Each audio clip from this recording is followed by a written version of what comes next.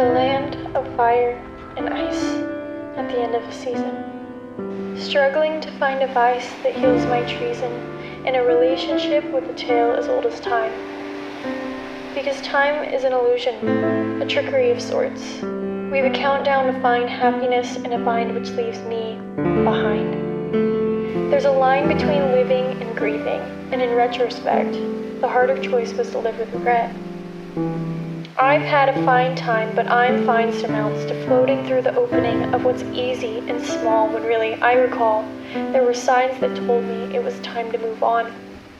So, I chose ice when I could have chosen fire. And what I could have, should have, would have shouldn't matter, but when I reflect on the water, my intuition was telling me to take a lighter straight to the source. And instead, I punched myself in the gut. I forgot, or maybe I never learned, that I can take the cloak off, the one that keeps me from being burned.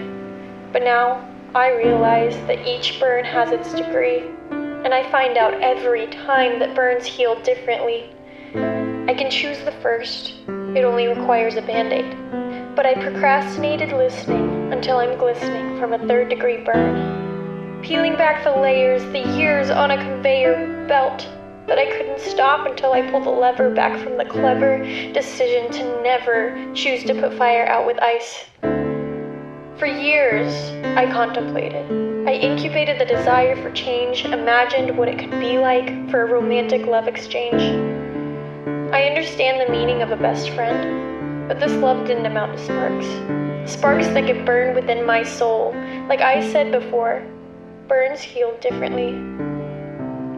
But they also leave a mark that can change reality and light me up in the dark. I've dreamt of a time of fire and ice between lovers who are meant to be. But I thought that was naive, and I still kind of do inherently. But now I'm thinking, aren't I worth a shot? Unconditional love doesn't rot like this. A reality that seals the deal sweeps me off my feet into the deep waters that hold me fiercely and take me down the current instead of upstream where a glacier sparkles with hope but only leaves me feeling cold. There are still many sunny days, a global warming that melts some of the ice down to its core, a center that exists in love and not survival. That warmth, it brings a revival and helps me see that I am worthy. My eyes see a beautiful life with my dearest friend, the one person in the world that I never want to send away. We grew up with each other. We found beauty in pain and swam through the depths until our muscles could no longer strain. We pushed as far as we could, and at this point we both understood that it was time to start a new season without logical reason as to why or how or when. It's just a feeling. We found that we can bend the mold on chasing our joy. It doesn't have to look like we've been told. Go to school, meet your partner, get married, build a home, have kids, forever roam. Sometimes it's only for a time, and that's the hardest part to accept.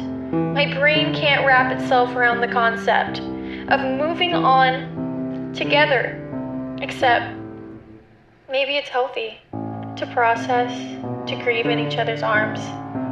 So that when you take a step back, nothing is actually holding you back.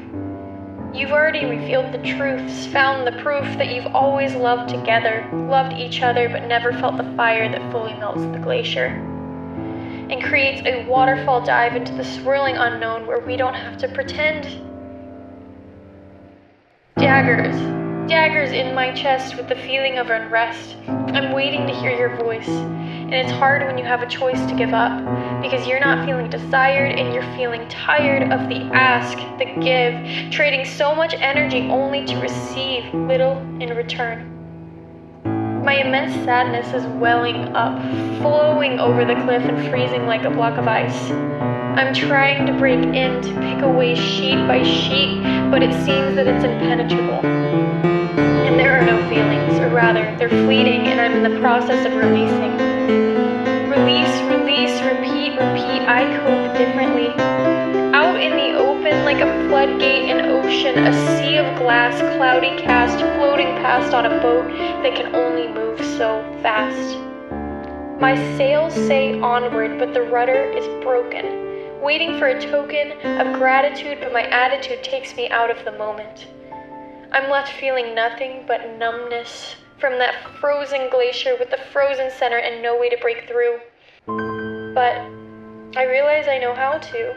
I'm taking an open flame to the table because this is just a fable of how if I pull one stitch, the fabric will fall apart and I'll be left with a raw heart. I'm taking a lesson in how to trust myself in the ways of wisdom, letting the waves crash over me without sinking into the depths of where my heart longs to dive, down to the bottom where it's impossible to survive. So I'm kicking and breathing to stay afloat on the water that just keeps rising higher and higher above the rocks and sand above the land of harbor, a place to stand above the rocks. Because never-ending hands they grab for my mind and I'm so tired. These bones are aching, my limbs are mistaking this water for a grave. But I'm in grave danger if I don't find a way to accept a new future that I didn't anticipate. There's no room for hate, just understanding, standing on ground on a knowing that I'll be okay, that I'll find my way back to the land in between fire and ice. Resuscitate, but I hesitate. The water is filling my lungs. It feels lukewarm, salty, but welcome. Comfort that there's more than me, that in this moment I could lose it all. My mind, my body, my life, it's all temporary. This sensation, this burn in my lungs, it's a reminder that life is fragile and I have more than enough. So, we're back in the land of fire and ice, where lava turns to rock and glaciers to water, where land is molded and waves are folded, leaving traces of beauty and struggle as my world turns and continues on with or without you.